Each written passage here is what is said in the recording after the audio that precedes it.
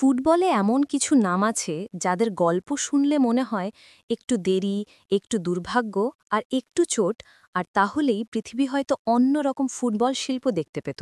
Ronaldo Nazario তেমনই একজন। তাকে নিয়ে বানানো হয়েছে এক অসাধারণ তথ্যচিত্র, the phenomenon.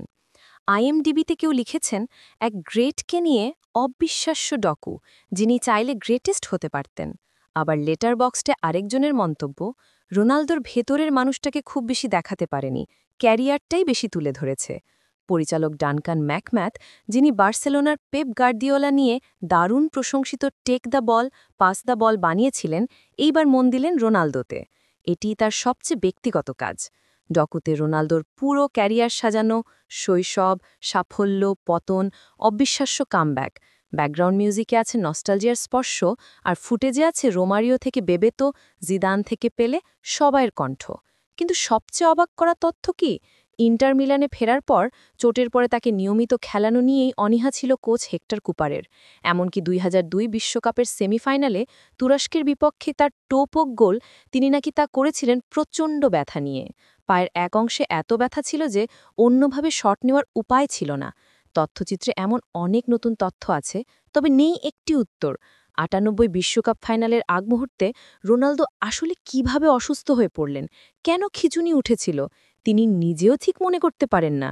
Roommate Roberto Carlos শুধু বলেছেন, ঘুম থেকে উঠেই সব বদলে গেল। ডকুটি রোনালদোর জীবন দেখায় গল্পের মতো করে। তার মা সোনিয়া দো সান্তোসের স্মৃতি, বার্সেলোনার প্রথম মৌসুম, রিয়াল মাদ্রিদের দিনগুলো, দুইটি ভয়ঙ্কর চোট, আর শেষ পর্যন্ত ব্রাজিলকে বিশ্বকাপ জেতানোর মহাকাব্য।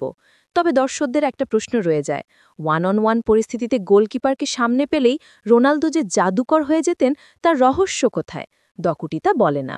হ্যাঁ, বলে তার অদ্ভুত চুলের ছাটের গল্প, যা বানিয়ে সবাইকে ভুলিয়ে দিতে চেয়েছিলেন তার ইনজুরির ব্যথা। আর এখানেই চলচ্চিত্রটি আলাদা। এটি রোনালদোর ক্যারিয়ারের পাশাপাশি তার জীবনের অদেখা দিকেও আলতো আলো ফেলে। রোনালদো নিজেই বলেছেন, এটা বানানো ছিল আমার জন্য আবেগমখা কিন্তু স্বস্তির অভিজ্ঞতা।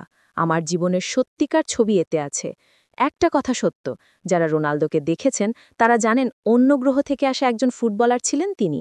এই ডকুমেন্টারিটা তার গল্পকে নতুন করে ফিরিয়ে আনে, অতীতের মতোই আবেগ নিয়ে। যদি জানতে চাও একজন পতনের পর কিভাবে আবার বিস্ফোরণের মতো উঠে দাঁড়াতে পারে, তাহলে দ্য ফেনমেনন তোমার জন্যই।